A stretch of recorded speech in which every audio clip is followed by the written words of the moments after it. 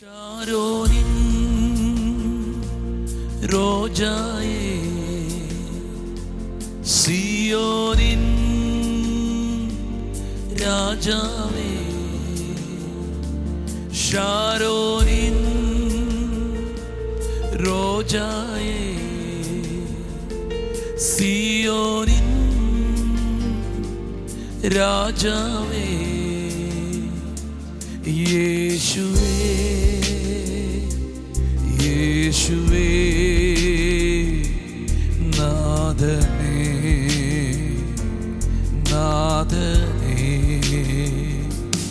യേശുവേ യേശുവേ നാഥനേ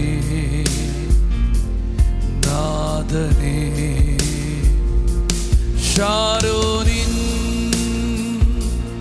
റോജായേ, സിയോനിൻ രാജാവേ,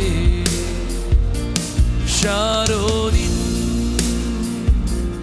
റോജായേ, സിയോനിൻ രാജാവേ. വോയിസ് ഓഫ് ലവിൽ ഇന്ന് ദൈവം നിങ്ങളോട് സംസാരിക്കാനുള്ള വചനം സങ്കീർത്തനം 9:9-10 വാക്യമാണ്. യഹോവ പീഡിതനൊരു അഭയസ്ഥാനം, കഷ്ടകാലത്ത് ഒരു അഭയസ്ഥാനം തന്നെ. നിന്റെ നാമത്തെ അറിയുന്നവർ നിന്നിൽ ആശ്രയിക്കും. യഹോവേ, നിന്നെ അന്വേഷിക്കുന്നവരെ നീ ഉപേക്ഷിക്കുന്നില്ലല്ലോ. എന്ത് ആശ്വാസമുള്ള വചനമല്ലേ.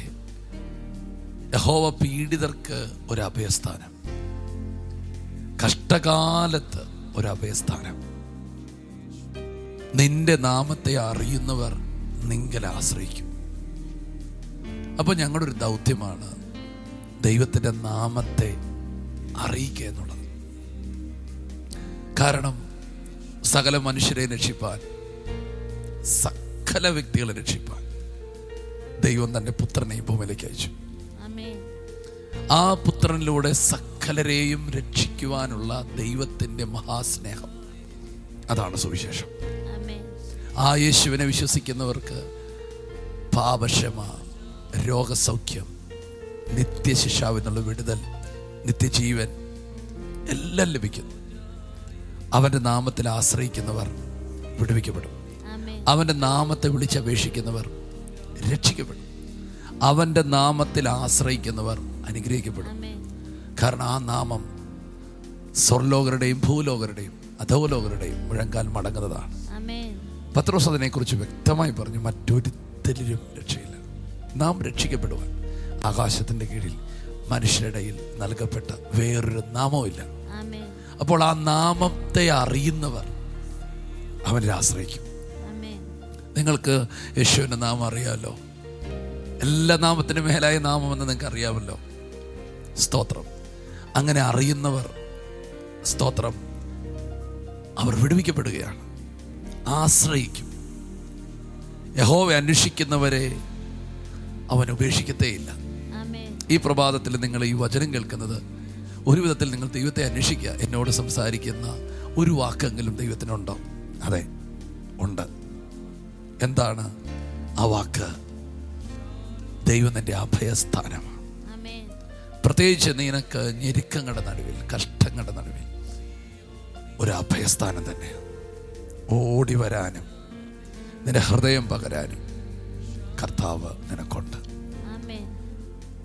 കൂട്ടുകാരോടും പ്രിയപ്പെട്ടവരോടൊക്കെ പറയാൻ പറ്റാത്ത കാര്യവും തുറന്ന് പറയാൻ പറ്റും.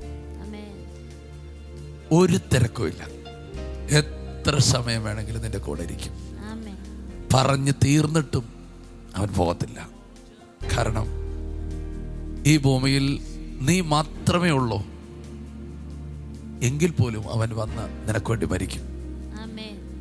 അത്രയും വലിയ സ്നേഹമുള്ള ആ കർത്താവ് നിങ്ങളുടെ അഭയമാണ്. എല്ലായ്പ്പോഴും സമാധാനത്തോടിരിക്കുക. നിങ്ങളുടെ പ്രശ്നങ്ങൾക്കൊരു പരിഹാരം ഈ കർത്താവ് വരുത്തും. ഞങ്ങൾ നിങ്ങൾക്ക് വേണ്ടി ഈ പ്രഭാതത്തിൽ പ്രാർത്ഥിക്കാം. യേശുവെ, ഇന്ന് രാവിലെ കേൾപ്പിച്ച നല്ല വാഗ്ദത്തത്തിനായി നന്ദി പറയും. അങ്ങയുടെ നാമത്തെ അറിയുന്നവർ അങ്ങിൽ ആശ്രയിക്കും. യേശുവെ, ഇന്ന് അങ്ങയുടെ നാമത്തെ ഘോഷിപ്പാൻ ഞങ്ങൾക്ക് നൽകിയ കൃപയ്ക്കായി സ്തോത്രം ചെയ്യുന്ന കർത്താവേ. ഹല്ലേലൂയ പിതാവേ. കർത്താവേ, ഇത് കേൾക്കുന്ന ഓരോരുത്തരും അങ്ങിൽ ആശ്രയിക്കട്ടെ കർത്താവേ. അങ്ങിൽ ആശ്രയിക്കുന്നവർ വിടുവിക്കപ്പെടും. അങ്ങിൽ ആശ്രയിക്കുന്നവർ പ്രകാശിക്കപ്പെടും. അവരുടെ മുഖം ലജ്ജിച്ചു പോകുകയില്ല. യേശുവേ, അവർക്ക് അങ്ങ് ഒരു അഭയസ്ഥാനമാകുന്നു കർത്താവെ. അങ്ങ് ഞങ്ങളുടെ അഭയസ്ഥാനമായിരിക്കുന്നതിന് നന്ദി പറയും. ഓടി വരുവാൻ, ഉള്ളം പകരാൻ ഞങ്ങൾക്കുള്ള നല്ല അഭയസ്ഥാനത്തിനായി സ്തോത്രം ചെയ്യുന്ന കർത്താവ്. ഞങ്ങൾക്ക് ഓടി ഒളിഞ്ഞിരിപ്പാൻ, അങ്ങയിൽ മറഞ്ഞിരിപ്പാൻ, അങ്ങയിൽ സുരക്ഷിതമായിരിക്കാൻ യേശുവെ അങ്ങ് അഭയസ്ഥാനമായി ഇന്ന് രാവിലെ ഞങ്ങൾക്ക് വെളിപ്പെടുന്ന അങ്ങയുടെ വിലയേറിയ കൃപയ്ക്ക് സ്തോത്രം ചെയ്യും. യേശുവിൻ്റെ നാമത്തിൽ ആമേൻ. ഈ വചനത്തെ നിങ്ങൾ ഉറപ്പിച്ചു പറയുക. സ്തോത്രം. തൻ്റെ നാമത്തിൽ അറിയുന്നവർ അവനിൽ ആശ്രയിക്കും. പീഡിതർക്ക് അവനൊരു അഭയസ്ഥാനം. വീട്ടിനകത്തോ ജോലി സ്ഥലത്തൊക്കെ നിങ്ങൾ പീഡിപ്പിക്കപ്പെടുന്നുണ്ടോ? കർത്താവ് കൂടെയുണ്ട്. ഭയമാണ്. നിങ്ങളെക്കാൾ വലിയ അധികാരികൾ നിങ്ങളെ ചൂഷണം ചെയ്യുന്നുണ്ടോ? കർത്താവ് നിങ്ങൾക്ക് അഭയമാണ്. അപ്പാ, ഈ മക്കളെ ഇന്നത്തെ ദിവസം ഞങ്ങൾ അനുഗ്രഹിച്ച് ഉയർത്തി പ്രാർത്ഥിക്കുന്നു. അവർ പോകുന്നിടത്തും നിൽക്കുന്നിടത്തെല്ലാം ഒരു പ്രത്യേക ഫേവർ കർത്താവ് കൊടുക്കണമേ. അവർ ബ്ലസ്ഡ് ആയിരിക്കട്ടെ, അനുഗ്രഹിക്കപ്പെട്ടിരിക്കട്ടെ. ഞങ്ങൾ ഒരുമിച്ച് കുടുംബമായിട്ട് പ്രിയപ്പെട്ടവരെ അനുഗ്രഹിക്കുന്നു യേശുവിൻ നാമത്തിൽ. ഈ വചനം നിങ്ങളുടെ ഉള്ളിൽ ആഴമായി പതിയട്ടെ. എൻ്റെ ദൈവം എൻ്റെ അഭയസ്ഥാനമാണ്. Yes, God bless U.